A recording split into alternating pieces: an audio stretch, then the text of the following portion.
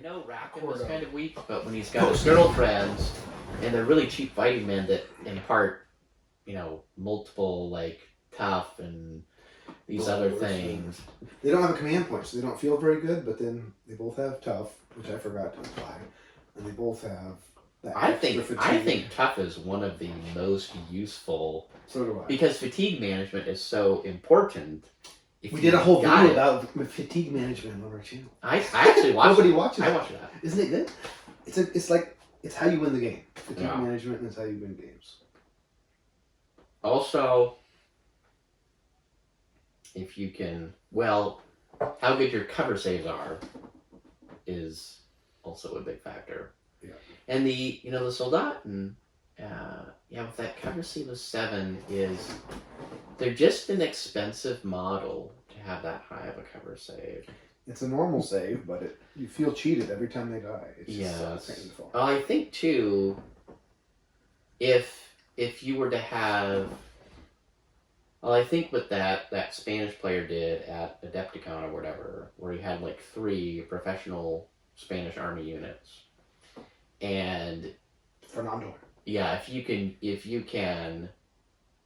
use their command points or maybe their veteran status to get them to move a lot faster, they can maybe do like a crack volley and then close with bayonets in pretty short order, and that's really like when they're on a boat and they're taking a bunch of shots. They always get that hard cover save, which is nice, but something like a freebooter or a flibustier is one less point, and often have pistols or some other abilities. They do have a pistol, yeah. And they have fast reload as well. They don't have expertly drilled, but they have marksman. Yeah, I don't know if I do wonder if well, I'll have to see, because the main reason I got those couple boxes of regulars was for my Portuguese force. And I really like the Grenadiers. They have a 6 shoot save and a 4 resolve, which is quite a massive improvement. And then if you do the ground they don't have Grenadiers in this list, right? As support? I don't think they do. I don't think. Because you can make them just as cheap by taking away their grenades and by reducing their... Well, and honestly, I think the main thing the European regulars have maybe like they swap battle hardened. Like the Dutch have tough, but the generic ones have battle hardened, which again, that hardly ever seems to have come into play. Whenever I've used European sailors, who are the most common unit I use that have that rule. But yeah, a Portuguese garrison force with a couple Milicianos Indios, and then using that to get your Grenadier support. Mm-hmm. The only thing that would make it more killer is if you could have the commander attached to the Grenadiers. No force has Grenadiers as core, so you can't do it. Unless you get Commander's View event. Lets them move or cheat death. That's one thing you could put your command unit with a really, really tiny unit and hope he gets killed and spend a fortune to put him on Grenadiers. I guess you could pay an extra whopping 8 points to give the Grenadier unit an officer, which... Yeah. But then also... 10 points now, he's 10 points. Oh. A Reformado... Yeah. Might be almost as good, because the charge and fight is what you want. Yeah.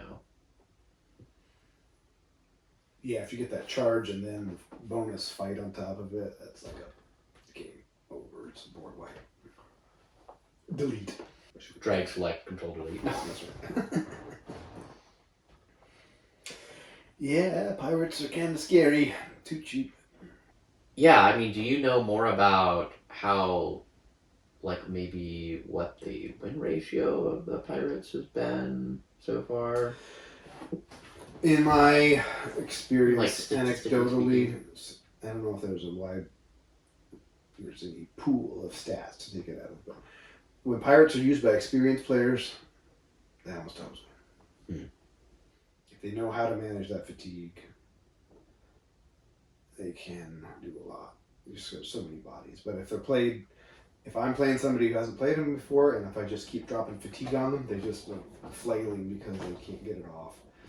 And if you can control the board if you control the fatigue situation, pirates it can fold.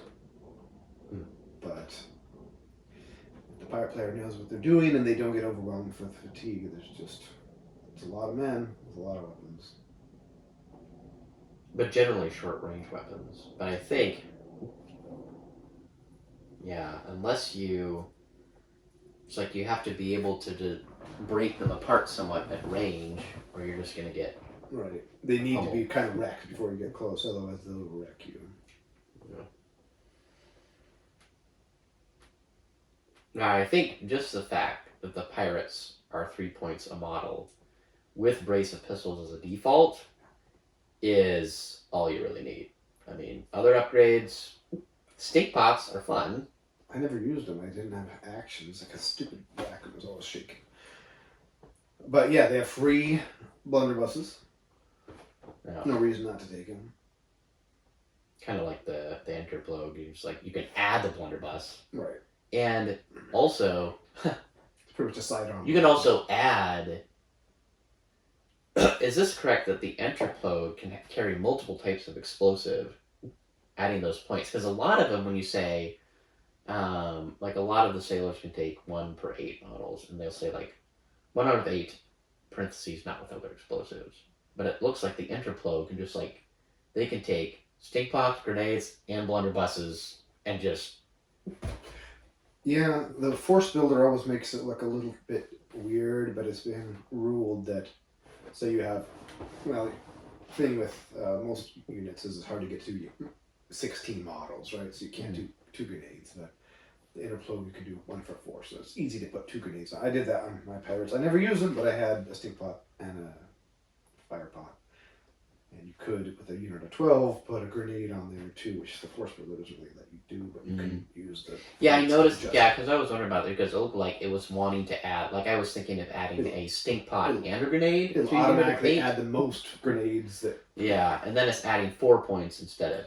So you can just use 8 points instead plus of 4 minus points. to adjust it as necessary. But you can't take 1 per 4 grenades and 1 per 4 fire pots. You have to do one or the other. But Wow. The force builder.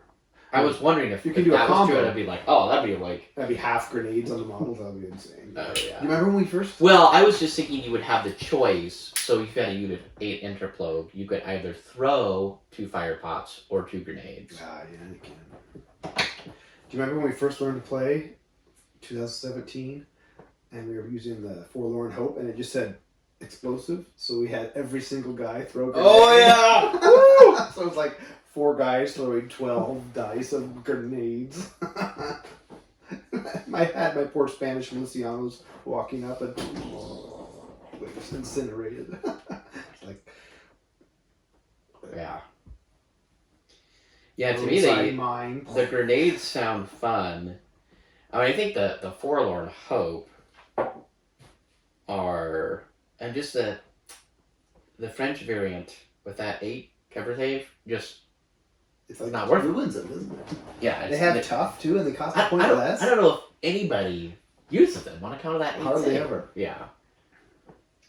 So I think there's some stuff in the works that might improve them a little bit. Like a character that only can be attached to them. That's kind of a fix, basically. That would bring them back into use. But right now, the Enfance Perdu or something. Yeah, I can see how it maybe in the first iteration, where you had a lot of the basic militia units rolled out that had 8 cover saves. But a 6-point model with 8 like, save is like... Yeah, it's... Yeah, I think I played them 1 or 2 games. So they can never... Also, the poor Corvette is a beautiful little model, but every time I've taken it out, it just disintegrates underneath my men's feet before, like I've had, I think probably been against you or maybe against Guy. Well, it's made out of MDF, so... But, it just like I've had like full units of Boucanet and Flibustiers just sink beneath the water, like maybe 1 fatigue on one of them, but everybody dies because the ship just... You get a critical hit and it just blows up, or what? Yeah. Yeah, any ship with 4/4, you really got to be careful with cannons because it's just 12 hit points and you're dead. So if you take 6 shoots and then or hits and then 6 again. Yeah, that's rough. Messed up. Yeah, on a smaller game like this, where you have the only many potential of taking light cannons at best, it's like this could be a little bit better. Right, but once you get to 200 points, the Corvette is very fragile against. Yeah, I suppose focused I could maybe. Yeah, think of using the Corvette more. The thing is, it has that little fighting platform at the front, so I feel like it needs to have a few more units. But it can hold a lot of men for being a really now small they ship. have more.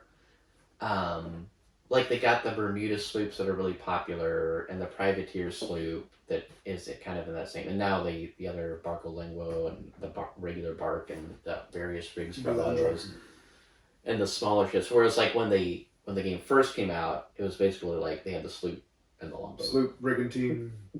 Yeah. I mean, on the small size, because the brigantine and like frigate are getting up more to like medium. That's right. At the beginning, there was no 4/4 ship. The sloop starts at 442, 5 integrity, and then that bark came out with a 4/4, and the Corvette, and then that kind of was a new low threshold for hit points. And then cannons keep getting tweaked too, so that changes the dynamics for those. I definitely think the newer variant where they have a much better chance of hitting at longer range, a little more realistic. Yeah. Because earlier, we're across the table, and yeah, I can't touch you with a cannon. Yeah, that was not the greatest. I guess the swivels are so powerful, can be so powerful. I know they seem kind of expensive at 4 points a pop, but I still take them. Yeah. So there is an errata in the works, possibly. They're probably going to get nerfed, at least for tournament play, where you basically cannot. The arc of fire changes, so you can't shoot over your own deck, and you can't. That would actually. So you can shoot a lot of sense. Well, especially forwards now, and sideways, but you can't shoot across. Yeah, especially now that they have the Bermuda with four. That's a little like because then if you take one of those and you stuff them with pirates, they still got the artillery crew rule. I know. And so for so cheap, you could just do 30 or 24 civil dice every turn. And you could overcome the pirates' kind of poor marksmanship, essentially poor marksmanship ability. Overall, yeah. This ship really changed the swivel meta because this one has 2 in the front, and 2 swivels is reasonable, 6 dice, but 4 swivels is crazy. Yeah, and then you have 4 and it is almost nerfed by the model itself because you've got a whopping 12 dice, but if you're sailing toward each other, you can't use the stern ones. Until you're kind really of close. Really close and within boarding range and potentially damaged enough to the point where you may not, or casualties or fatigue that you're not even going to be able to use them. Or you're going to shoot once and get off them. But no. Yeah, having 4 in the front and 4 in the back, it just made of course too good. Frankly, if I were going to have a pirate ship in real life and I was going to chase people, you'd put them in the front, wouldn't you? That's what I would do. But yeah, this changed the swivel meta a lot, having 8 swivels and 4 in the front. There are some other ships that have 4 in the front, but they don't have 4 in the back.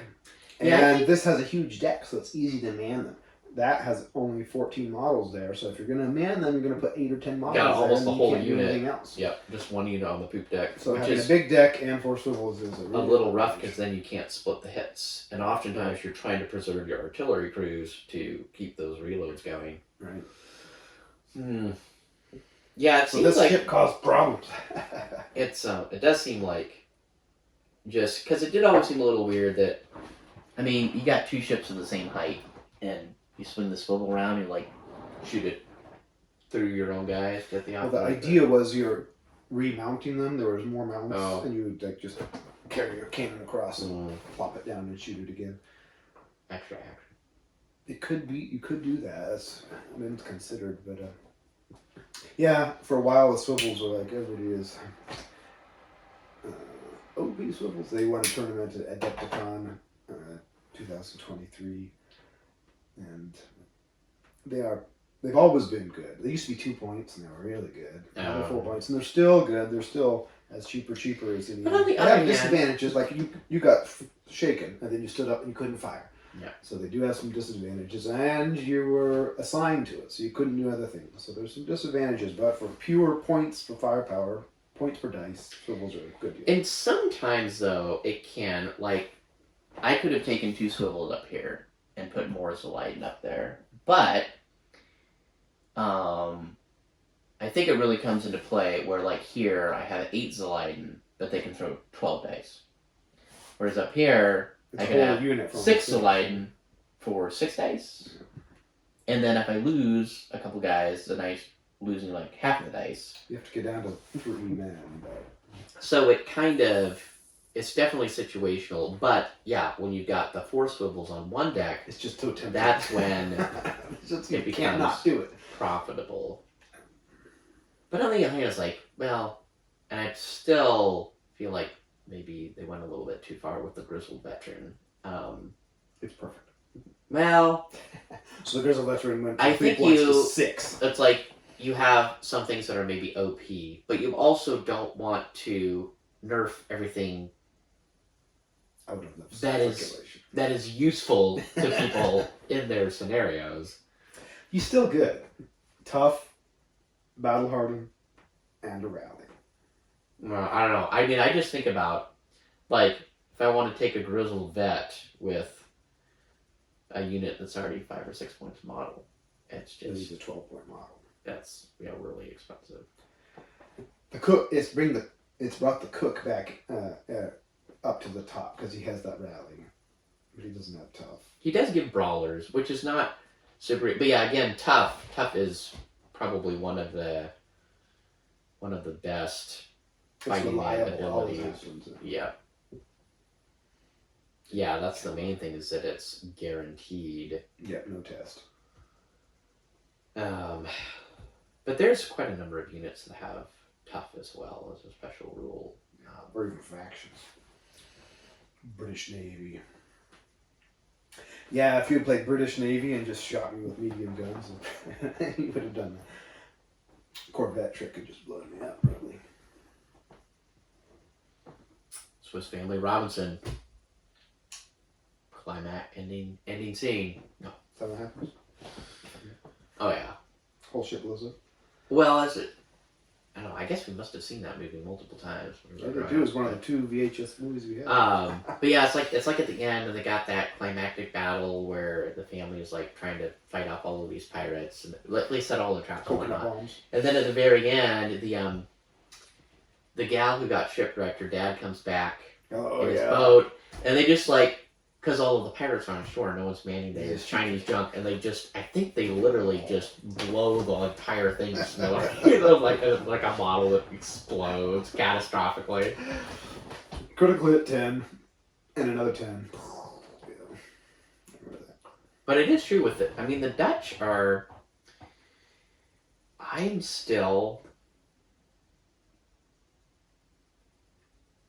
trying to think about how to really make the Dutch... I mean, really the English and the French have the most possibilities and the most flexibility, especially with their North American factions. I mean, they can, if you just pick that nationality, yeah, everything you could do anything you want. I mean, you can take native allies aplenty, depending on what force you're choosing. Especially the French. Yeah. But in the Dutch, and I know they've got these Riche Compagnie, which are good, but they're like one unit for a couple of factions. Like one faction you can take as core. And so the Dutch Dutch still need their time in the spotlight in Blood and Plunder. Yeah, they are. It's kind of weird because they've got their ships have some good traits inherently, and they have really good gunnery, and I mean their Enterplogue are really good, but the Enterplogue do not have the option to really take a long range musket. Right, they're short range only. Or they could do artillery crew, but that feels which is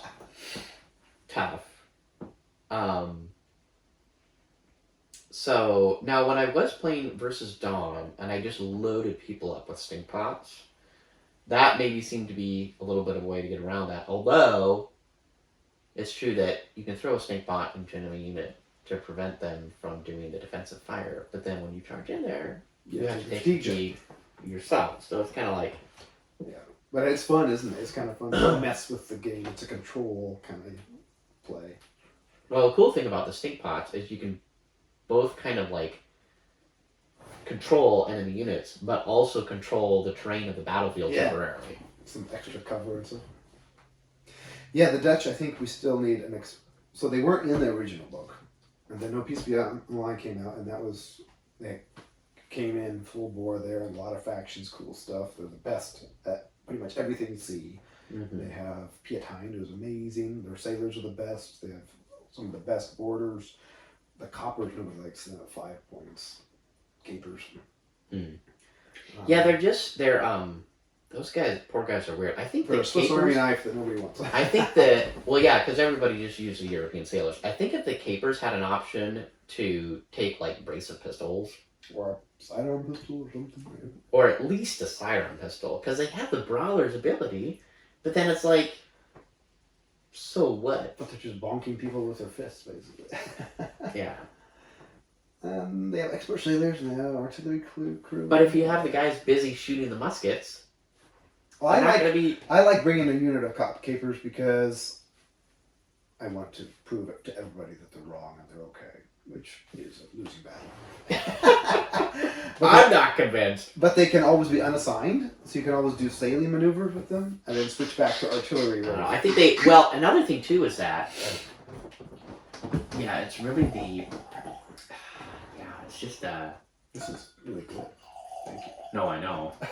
This is my second bottle of this stuff that I've acquired in the last several months. But on the other hand, you don't want to you still want the different nations to have something of a flavor. Yeah. And I think that, you chose kind of this, you made the stolid, sturdy, high resolve faction be the British, which kind of makes sense. And then the French are shooty, a little bit more glass cannony.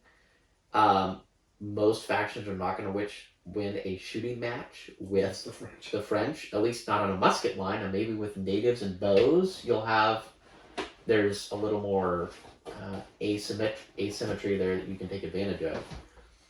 And so then it's like, well, with the Dutch, you already kind of have these in terms of like faction Venn diagram, you've already taken up these kind of like basic slots with English and French, and I was like, well, what do you do with the Dutch? And then the Spanish are just kind of like all over the place. They have crummy ranged equipment, but they all have ruthless, and they like if they get you around the belt, you will not be pleased. And like honestly, like some of their cheap, apparently garbage units, like the Lanceros, hey, they aren't cheap. That are actually quite potent. Pointed stick. Now it is true the pirate fellows with the brace of pistols. I don't know how they fared against the Lanceros, but the Lanceros are fine models pop, and the stupid pirates are 3. Yeah, the Spanish are fun because they have a lot of unique units. The Lanceros, nobody else has anything exactly like them. They have all the Indian militia. They have the Caracos, the Listenos Indios de Florida, which are even worse, but they're so cheap, they're delightfully terrible. Well, and they have some of those fun... And the impulsive models. Yeah, the Hidalgo... Mission Priest. Yeah, and then some of those religious characters. Yeah, it kind of seems like if you want to have, like, it's definitely a Southern European dramatic flair faction. That's what they're supposed to be. Which is definitely them. And the British too have, but I guess it's because they're kind of the main buccaneering people in a lot of ways. They have all of those little named fighting man characters that could be fun to add. Oh yeah, from that Buccaneer's Companion. Mm-hmm. They have that unnamed African, and they have the mosquito. Actually, I have that unnamed African model that I've had painted for a while. I just never had a case to use them, but. So the Dutch really don't have it come into their own. They have the least factions by far, and they. By the 18th century, they had really faded in power. They burnt themselves out, basically. And their heyday was like the 1620s and 1630s. And Blood and Plunder really hasn't focused on that yet. So, I think there's a big opportunity there to do another little book or something that focuses on the Dutch to give them some more fun. Well, I know that in the War of Spanish Succession, which is right, it's like 1702 or something. So it's right at the turn. Right, Razor Black is... It's definitely true that the Dutch, I think when they were fighting for their independence against Spain, that kind of like drove them towards more of the naval stuff because they couldn't really match the Spanish land forces like in pitched battle. But then by the War of Spanish Succession, they do feature prominently in what's his name? Starts with an M. Duke of Marlborough in his whole campaign that he did throughout France, and they had the Bavarians and the Dutch, and the Dutch were like definitely. It almost seems like if the Dutch could have, and maybe they might have it on land at least. I think the Soldaten can still be pretty potent. But I think you have to kind of more build a force around them and then for land. And they could probably be on a pretty similar parity with like the Spanish Royal Army or French or British. Yeah, by the 18th century, they just didn't have a lot of holdings in the New World. They had a couple islands that they squabbled with the French about. There's this Franco-Dutch War. I think that there's some opportunity to... focus on some Blood and Plunder. It'd be fun. Some new French stuff and some new Dutch stuff. But then, the only land is Dutch Caribbean Militia, which is a pretty good faction. And there's two. That's what I've been using the whole for the whole campaign so far. I actually looked at how they might work out at sea because they don't have any ship restrictions. I think they can still take maybe Zeladen as a support unit. It's like, well, you could pick a gun crew, and then you've got. I haven't ever used those Savarte militia yet, but maybe I should try that out. But then there's North American Dutch militia, but that's pretty much the only like woodsy faction.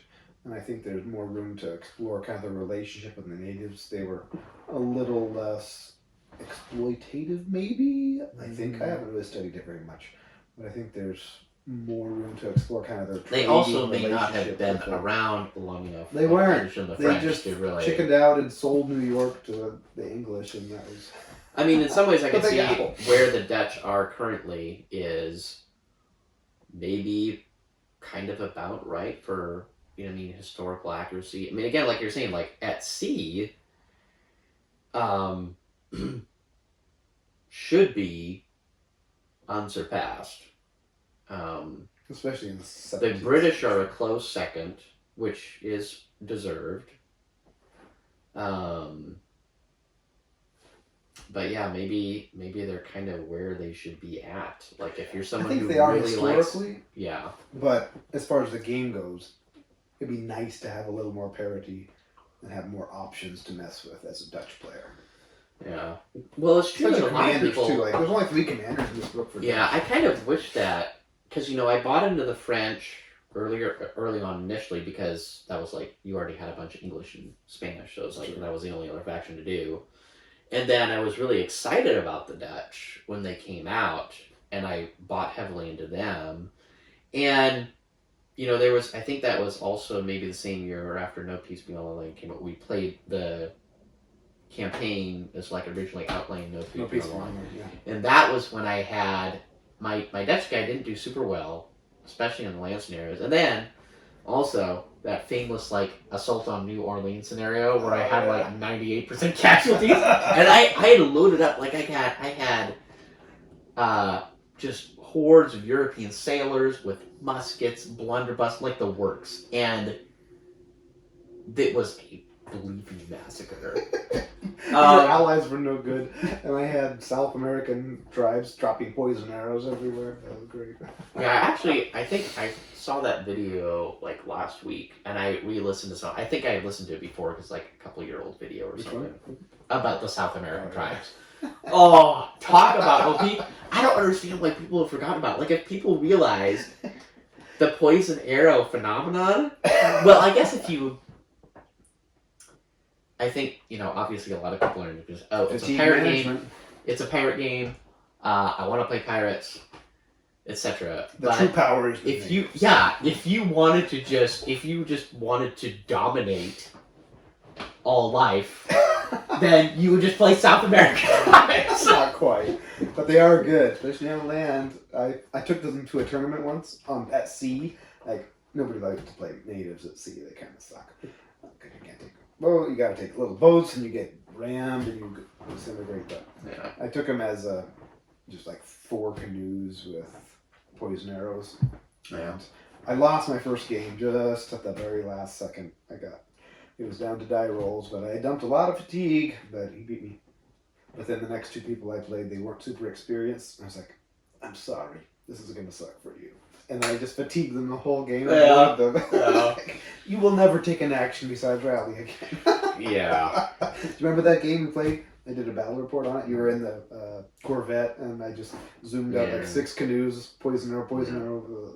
Well, I think too. So maybe the natives in some way, they're in kind of like the opposite boat from the Dutch. Like Dutch are really good at sea. On land, if they're going against a really land savvy faction, like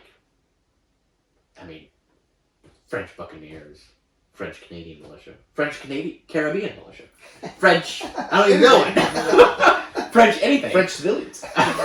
Probably.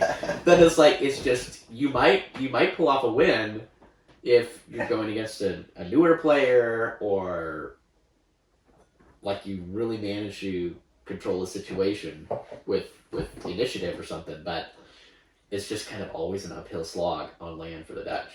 They have good options. They don't have very many options. Well, boss loppers are good, and that's actually their militia is really good. They have a 7 shoot save. I wonder. Militia has 7. I wonder if they just need to be, if more people need to go through the grind to figure out how we can make these guys work. I think partly with the French and the English, it's just so easy because you have so many different factions. Like you just kind of pick a faction at random, and you'll probably do better than the Dutch in a land scenario most of the time, without necessarily really thinking about it, or even forgetting half of your faction or unit special rules. I don't know about that, but there's less Dutch players, and there's less Dutch factions, and there's no Dutch characters. And there's not as many Dutch commanders, and they're mostly expensive. So there just isn't as much stuff. And when you have less options, you have less combos. And the combos are where things really become most powerful. Yeah, that's true. Synergy. Well, yeah, a lot of the new fighting men characters that have come out seem to be, because this was raised to black, they tend to be focused more on units with sailors Stuff, yeah. or maybe even just restricted to pirate. And then there's a bunch of native-y ones too, because the natives have no characters. Yeah. But then again, it's the Dutch are already good enough at sea. Just the Zeleiden and Enterplogue, they don't giving them extra help is almost like giving a unit of Zeleiden the Master Gunner is you'll get that -1 on the initial hit test and maybe a free reload if you haven't give you so much. screwed up the command point allocation with your commander already. But yeah, it's just kind of interesting. They're too good, they don't even need characters. In one sense. I think some of the Dutch fellows are maybe a little bit shy on special rules too, but I don't know. Yeah. I mean, I think the Dutch Caribbean militia, now that they have these Zwarte militia and those Vies Compagnie, they have strong and options. they have and then their 4 special rules like Castilian, which I come into play from time to time. But nobody likes playing with fortifications because they're, depending on the scenario, they can really not help you. Yeah, but on the other hand, like I just got all of those cheap, what are they? They're not breastworks. Other type of wall that I would actually really like to take is Dutch militia. But I don't know if I can just like inflict that on people willy nilly. Yeah, the fortification. Like, I spent 2 points on fortifications, so now I get to be defender. Yeah. Yeah, the fortification rules are kind of odd. Both players have to agree to use them. So, but just say I like to do some fortification games next, and just arrange it with your opponent ahead of time. Yeah. Well, what was kind of funny is when I was playing that solo game against myself. Was that last week? Earlier last week? The French. Yeah, that was pretty hilarious. The Melisses Carriers are. I mean, I know they start at 4 points in experience, and they only have a 7 fight, but. Overpowered French! They got a Buccaneer gun. But I mean, you are paying. Ball and shot, right? No, they don't have ball and shot. Okay. They have a Buccaneer gun, they have a bayonet and a pistol. A plug bayonet. Yeah. But if you're at the point where you're actually going to commit to doing that, you're not going to reload again. Yeah. So, yeah, that was definitely interesting. Now, it was true that they were definitely got fire support from Buchanan. Buccaneer, so good. Yeah. And Milicianos Indios, too. Or any of those native archer fellas with like skirmishers, quick scouts. Hidden. As long as you can keep them like out of just melee. Out of 8 inches, Yeah. You could really. I mean, I kind of felt bad for Nolder one time because they just like the natives were just like teasing his guys, and then you shoot them, and then they drew saves. They drew all of this lead, but because of their elusive, they just didn't care. And he spent all of his shots, so many actions and reloads trying to kill one of those guys instead of focusing on my grenadiers, which were a bit further away. But they didn't seem like, because they were so much further away, they didn't seem as juicy. And so, yeah. But that's what I think. And actually, with the Dutch Caribbean militia now that you can take regular warriors and give them a bow upgrade, you basically have those Milicianos Indios. And they think they have a melee monster. They have a fight save of 7 too. So if you take off of those heavy melee weapons, they're a pretty solid. Warriors are one of the best melee units in the game. They have quick and skirmishers, and they have thrown weapons for free. You can give them a sidearm musket, so they can be a 4.5 point unit that has a musket when they need it, or you can give them bows, and they have a 5. Yeah, keep that musket with reload with reroll. If you want to be a little more aggressive, just keeping that musket as insurance against a countercharge. Or if you get up close, he's going to give you a defensive fire if you charge, and you just shoot him with your muskets. Put the fatigue on. 3.5 inches. Yeah, and then just bonker heads. Yeah, they almost have too many special rules. So warriors are so good. Yeah, it's well, especially now that you can take those warriors as a support unit for, because the Dutch have them. I don't know if the French and English have them, but they have various braves and other things that can take as well.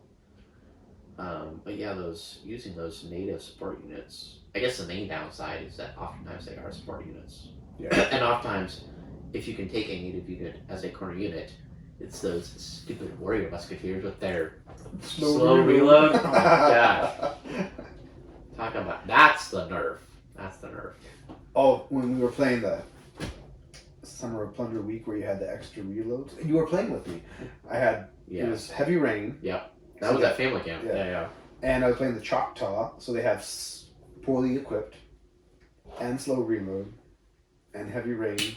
So if I shot those suckers on a club, I got 6 reloads, I think. Yeah. 2 regular, 1 for slow, 1 for poorly, and 2 for ring. 6 Well, in Dawn, in my scenario last week, we were doing Capture the Surgeon, and I had this, and that was when I used I think it was the Dutch Navy's looking at the Interplogue as the command unit, which I really wanted to try.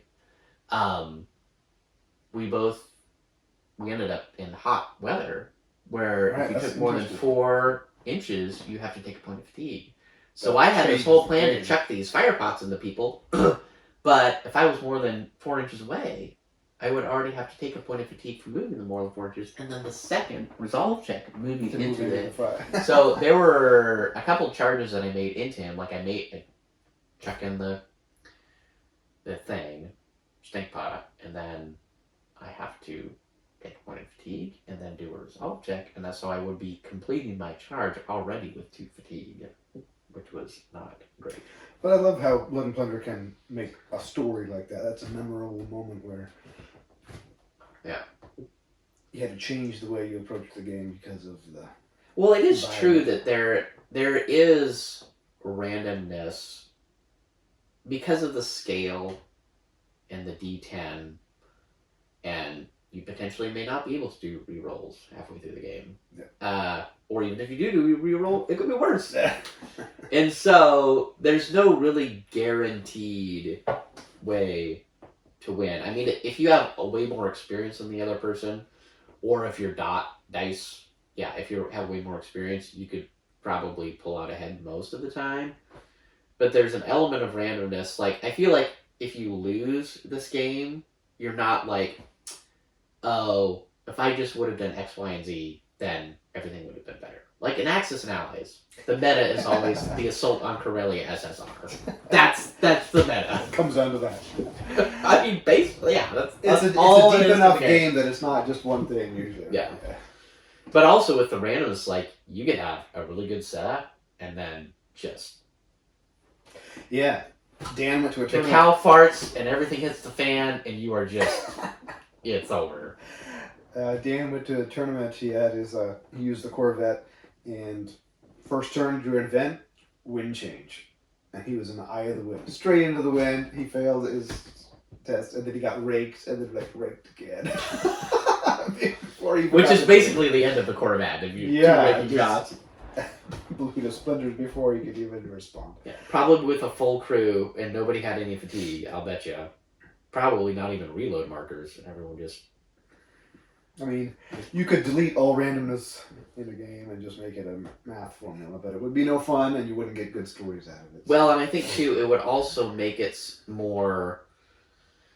It would just make it more so that the people who knew how to build their lists better or knew more about the rules or the tactics would more uniformly end up on top, and then it's not as good for bringing new players into the game. Right. Because the high randomness element means that a newbie... I mean, yeah, there was just like little 50-point games I was doing with Eleanor or Verity, and they would completely massacre my entire force, and I'm like, okay. I mean, there's lots to know, there's lots to understand, and a better player will generally always win, or usually. But anything with dice and anything with random events can throw a kink in things, and that's part of the charm. Yeah. Well, and honestly, it was pretty amazing at the high drama that I experienced just doing solitaire versus myself. Yeah. The Dutch Caribbean looks like I got the Dutch grenadiers behind breastworks. Nothing can happen to them. And the French just frontal assault. Pickett's charge. Yeah, basically it was like Pickett's charge, except it actually worked. Now again, a week or two ago, it was the Dutch objective of the week was to use artillery. Use it. Just your favorite thing. Actually, I think it's appropriate for this scale of game that field artillery is just unwise. It's just unwise. You really didn't use it very much. If it's for fun Or maybe if you want to see if you can like maybe steamroll some fortification, kind of like in a prearranged scenario. Yeah.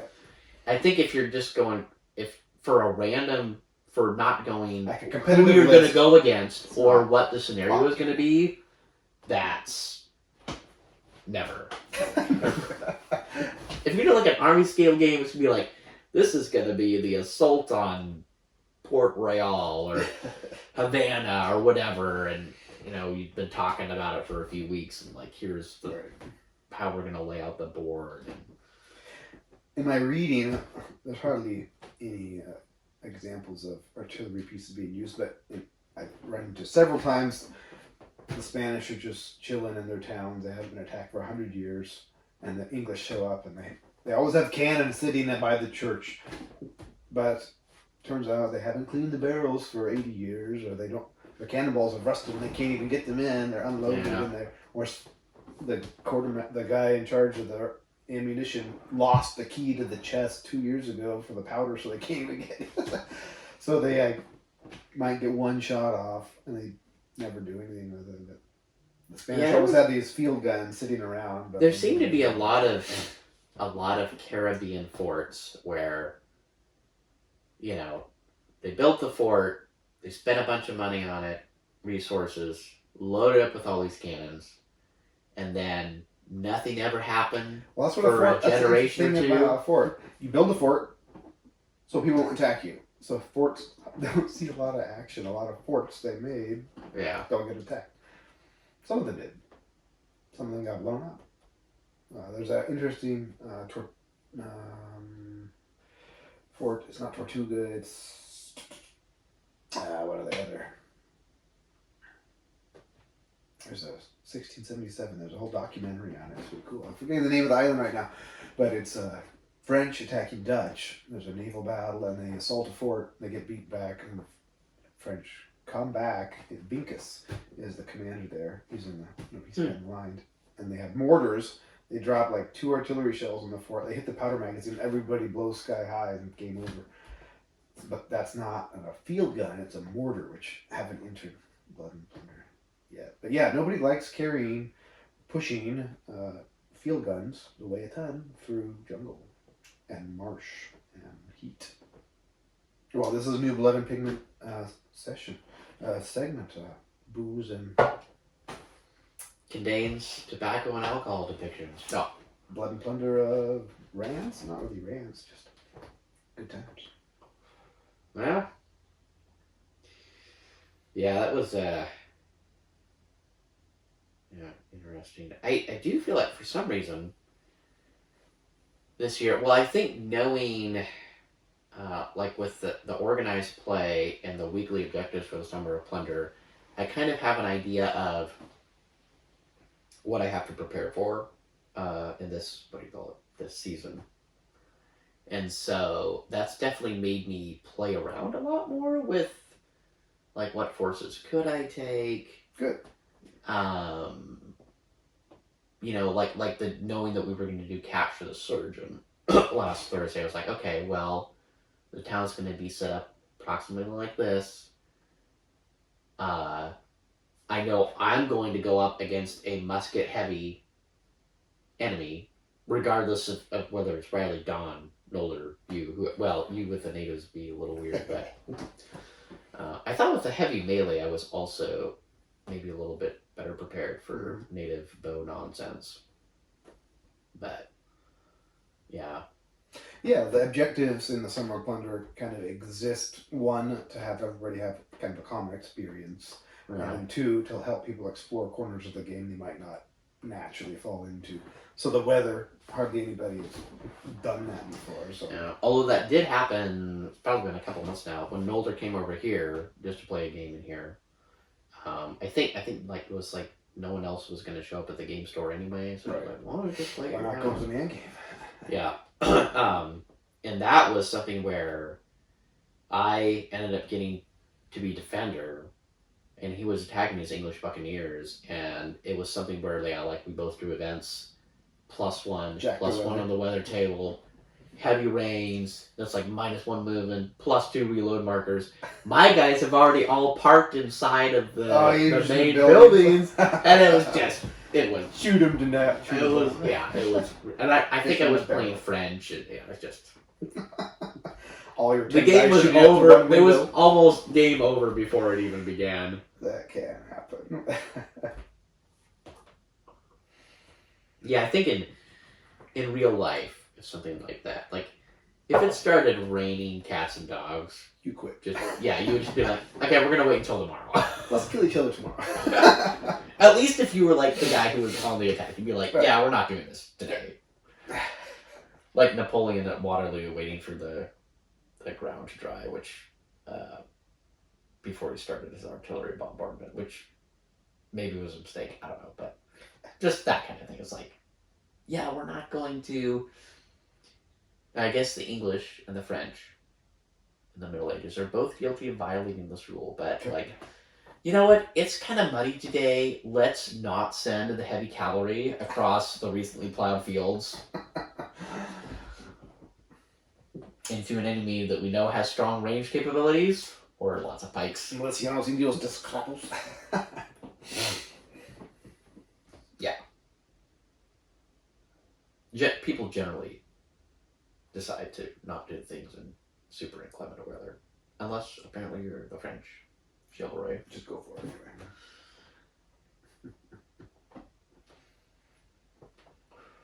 So anyway. Well, if we put this online and you watch this, 11:46. Thanks for watching. But we're gonna shut it down for tonight. Thanks for the chat. That was fun. Yeah. Wait, are we still being recorded? Yep. Oh, what the heck? Okay. Well, never mind.